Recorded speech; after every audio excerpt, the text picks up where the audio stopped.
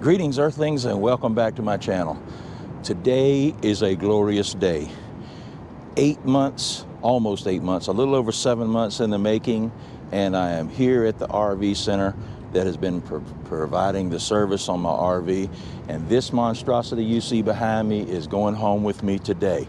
Thank goodness. The only thing I can say is like number 45 and 47 has made famous. Oh yeah, oh yeah. I can't wait to get on the road.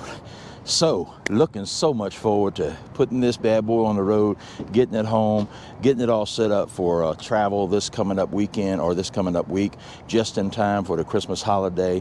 So, I'm gonna put this thing together, and man, my goodness, this has been so long coming. I was wondering if I was going to live long enough to see the completion of this particular task, but as today finds, I've just gotten the okay to take the RV home with me.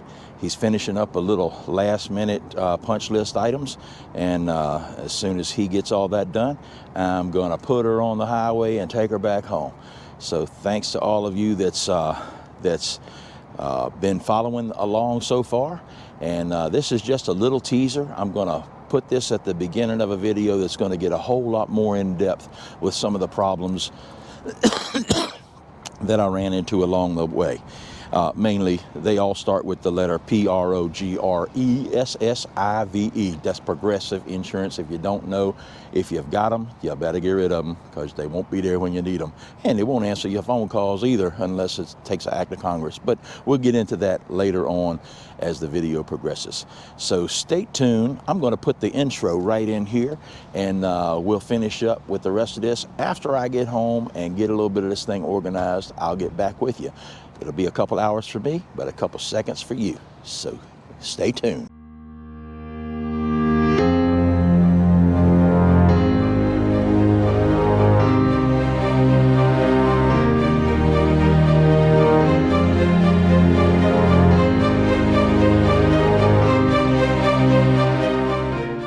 All right, and just like that, I'm back. The magic of cinema.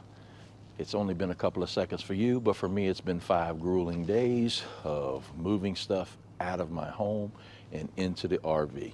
Today is Christmas morning.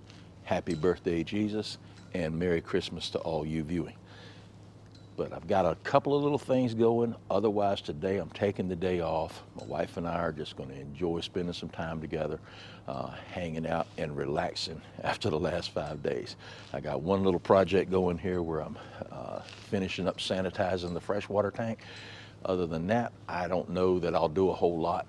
I might install a bidet seat on the half bath, but that remains to be seen. I may just put that off for tomorrow. But as I alluded to previously in this video, I'm going to fill you in on the grueling process of getting an RV repaired in the event that you have an accident. So, as you know, the accident happened on Mother's Day, May the 12th, 2024. I just received my RV back this past Friday, which I think was December 17th, 18th, something like that. So 7 months that this thing was in the shop. Now, it should not take that long, granted. The parts do take a little while to get from the factory, and there's, some proprietary stuff that can only come from the factory. So, but 7 months is ridiculous. I mean, it didn't take them that long to make the damn thing. So it's a little bit overwhelming, but I've discovered that the problem there is that, well, let me start from the beginning. At the start of the accident, the person that caused the accident was insured by Farmers Insurance. When I called them, they led me to believe everything was going to be great. They were very accommodating, accepted responsibility, told me they were going to get the RV back just like it was, get me back on the road as soon as possible. A smarter man would have accepted that, dealt with Farmers, and kept on going. But at the urging of a couple of friends and some people that I feel like are very knowledgeable in this area, I decided to let my insurance company handle the repairs and be the go-between between farmers and myself. Major mistake. Uh, Progressive I was led to believe that Progressive was the best for RV insurance, and that's been true until I actually needed them. When I needed them, they were far from the best. I mean, I hate throwing names about, but for those of you that have dealt with insurance companies before, I feel like Progressive and State Farm are probably real close in their in their customer care. But at any rate, so Progressive got involved, and it seemed like from day one, pretty much, Progressive's concern was not that I get back in my RV expedient, uh, with expeditiously. There you go, but that they save farmers as much money as possible, because they were just nitpicking every little repair.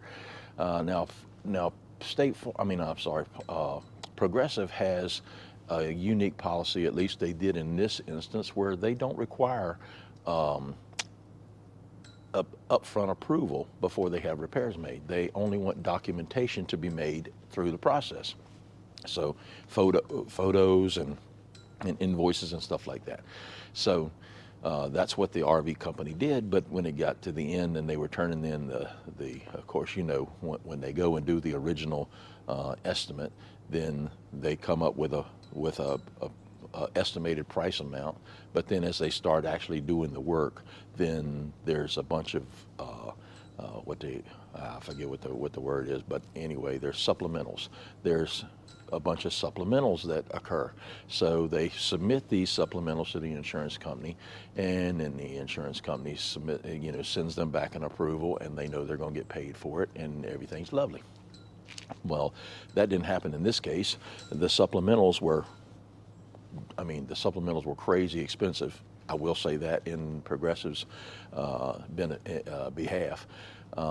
They were a lot. I think the total cost of repairs on this project were in excess of $100,000. They were, and it wasn't. You look back in the video, it wasn't really that much of the damage to look at it, but they ended up replacing the generator, and they ended up, the cap was pretty expensive, the windshield was pretty expensive, so a lot of stuff going on. And the generator really wasn't, they weren't able to determine that the generator was bad until they got into it, and that was the result of one of the supplementals. But so all this stuff going on, and the insurance company fighting with the RV repair place, and the RV place fighting with the insurance company, and back and forth. Meanwhile, I'm the guy sitting out here with no RV and my home getting ready to close. We actually had 2 closing dates that would have left me with no place to stay because they had my RV.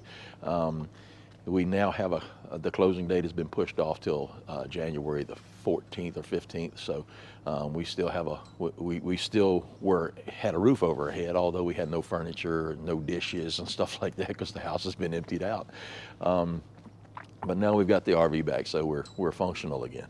So, but at any rate, I wanted to take the time to just kind of fill you in and let you know that, don't put a whole lot of faith in the insurance company unless you have actually needed them before and they've been there for you. Because I thought the world of Progressive. I thought I had the best insurance possible, and then the first opportunity that I had to actually use them, I find that is not the case. They will battle you tooth and nail. So keep that in mind as you go forward.